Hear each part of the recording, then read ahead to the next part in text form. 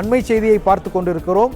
நெல்லையில் வாக்கு என்னும் அறையின் சாவி தொலைந்து விட்டது என்ற ஒரு தகவல் வெளியாகிருக்கிறது. நெல்லை மக்களவை தொகுதிக்குட்பட்ட அம்பாசமுத்திரம் சட்டமன்ற தொகுதி வாக்கு என்னும் அறையின் சாவி தொலைந்து விட்டது என்ற ஒரு காரணத்தின் அடிப்படையில் அந்த அறையினுடைய பூட்டை உடைக்கும் முயற்சியில் அதிகாரிகள் ஈடுபட்டுள்ளதாக தகவல் வெளியாகிருக்கிறது. இது குறித்த கூடுதல் விவரங்களை செய்தியாளர் நாகராஜன் வழங்க கேட்கலாம். நாகராஜன், தகவலை பதிவு செய்யுங்க.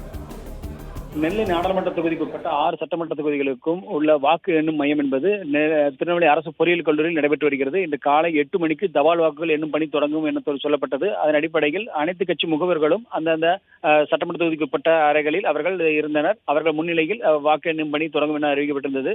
ஆனால் எதிர்பாராத விதமாக அம்பாசமுத்திரம் சட்டமன்ற தொகுதி, அதாவது திருநெல்வேலி நாடாளுமன்ற தொகுதிக்கு உட்பட்ட அம்பாசமுத்திரம் சட்டமன்ற தொகுதிக்கு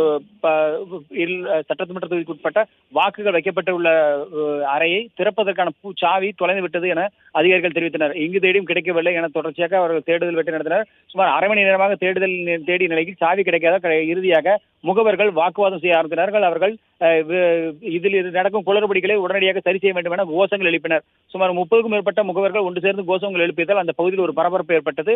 அதனைத் தொடர்ந்து காவல்துறையினர் அதிகாரிகளுக்கு தகவல் தெரிவித்து அதிகாரிகளும் உடனடியாக ஆட்சியருக்கு தகவல் தெரிவித்து மாவட்ட தேர்தல் நடத்தும் அதிகாரியான ஆட்சியர் அவர்கள் உத்தரவின் பேரில் தற்பொழுது அந்த பூட்டை உடைக்கும் முயற்சியில் தற்பொழுது அதிகாரிகள் ஈடுபட்டிருக்கிறார்கள். பூட்டை உடைத்து முகவர்கள் உள்ளே செல்வதற்கான ஏற்பாடுகள் நடைபெற்று வருகிறது. இதன் பின்னர் தபால் வாக்குகள் என்னும் பணி என்பது தொடங்கும் என சொல்லப்பட்டிருக்கிறது.